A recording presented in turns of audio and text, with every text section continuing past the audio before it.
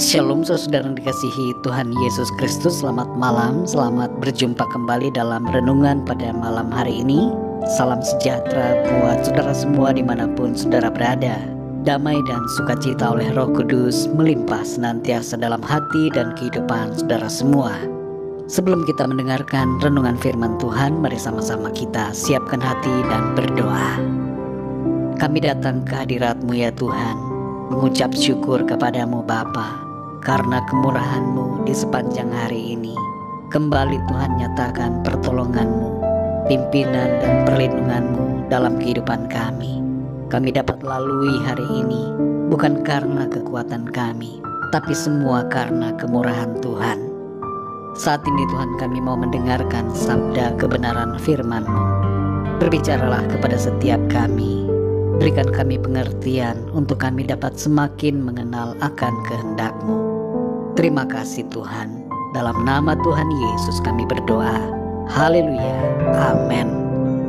Saudara yang dikasihi Tuhan, ayat renungan kita pada saat ini terdapat dalam kitab Kejadian pasal 25 ayat 30 sampai 34. Tertulis demikian. Kata Esau kepada Yakub, "Berikanlah kiranya aku menghirup sedikit dari yang merah-merah itu, karena aku lelah." Itulah sebabnya namanya disebutkan Edom. Tetapi kata Yakub, "Juallah dahulu kepadaku hak kesulunganmu." Sahut Esau, "Sebentar lagi aku akan mati. Apakah gunanya bagiku hak kesulungan itu?" Kata Yakub, "Bersumpahlah dahulu kepadaku." Maka bersumpahlah ia kepada Yakub, dan dijualnyalah hak kesulungannya kepadanya. Lalu Yakub memberikan roti dan masakan kacang merah itu kepada Esau. Ia makan dan minum, lalu berdiri dan pergi. Demikianlah Esau memandang ringan hak kesulungan itu. Saudara yang dikasihi Tuhan, jangan biarkan diri kita kehilangan hal yang sangat berharga hanya karena kebutuhan mendesak atau kenikmatan yang sesaat. Jagalah pikiran kita supaya tetap terfokus kepada yang utama. Jangan teralihkan kepada yang tidak esensial. Arahkan pandangan kita kepada yang kekal, saudara. Jangan terjebak dengan yang sementara. Di sini kita perhatikan, saudara, hanya karena Esau kelaparan dan butuh makanan, Esau tidak menghargai hak kesulungannya dan menganggap itu sebagai sesuatu yang tidak berguna. Kita tidak akan fokus membahas tentang tindakan Yakub di sini, tapi kita akan merenungkan dan belajar dari sikap Esau yang berpikiran pendek dan tidak memandang jauh ke depan. Saudara yang dikasihi Tuhan, kisah ini menyajikan kepada kita makna yang sangat dalam. Bukan sekedar tentang kacang merah dan hak kesulungan, tapi lebih daripada itu, tentang perkara yang berhubungan dengan kehidupan kita secara pribadi. Apa yang kita dapatkan dari ayat-ayat ini adalah, yang pertama, berpikirlah panjang sebelum bertindak. Seringkali saudara, situasi membuat kita berhadapan dengan pilihan untuk berpikir panjang atau pendek. Maksudnya di sini adalah kita harus melihat konsekuensi tindakan kita saat ini untuk masa yang jauh di depan. Jangan kita terfokus hanya untuk jangka yang pendek saja, saudara. Dalam kisah ini terdapat pesan supaya kita tidak berjalan dalam kedagingan dan hawa nafsu, tapi hidup dalam pimpinan Roh Kudus, supaya kita dapat menguasai diri dan menjalani hidup dengan hikmat Tuhan. Yang kedua, saudara, jangan silau terhadap kenikmatan. Dalam dunia ini, saudara, iblis begitu pintar dalam memberikan tipu daya dan jebakan-jebakan kenikmatan yang sesaat. Kita harus lebih cerdik dalam menilai situasi dan tetap berpegang pada prinsip kebenaran firman Tuhan. Dosa dan berbagai kenikmatan dunia nampaknya begitu menggoda, tapi jangan kita terjebak masuk di dalamnya. Tetaplah pandang kepada Kristus yang adalah harta kita yang paling berharga. Yang ketiga, saudara, utamakanlah yang kekal. Jangan lepaskan yang kekal hanya untuk mendapatkan yang sementara. Dalam Matius 13 ayat 22 tertulis, yang ditaburkan di tengah semak duri ialah orang yang mendengar firman itu, lalu kekhawatiran dunia ini dan tipu daya kekayaan menghimpit firman itu sehingga tidak berbuah. Kita perhatikan di sini, saudara, bahwa kekhawatiran dunia dan tipu daya kekayaan bisa membuat orang mengabaikan firman Tuhan yang kekal.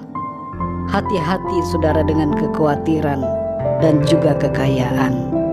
Apapun situasi hidup kita, tetaplah beriman kepada Tuhan Yesus dan berpegang pada firman-Nya, serta setia selalu kepada Tuhan. Mari, saudara yang dikasihi Tuhan, utamakanlah yang terpenting dalam hidup kita. Kuasai diri dalam pimpinan Roh Kudus, supaya kita tidak mengambil keputusan yang salah.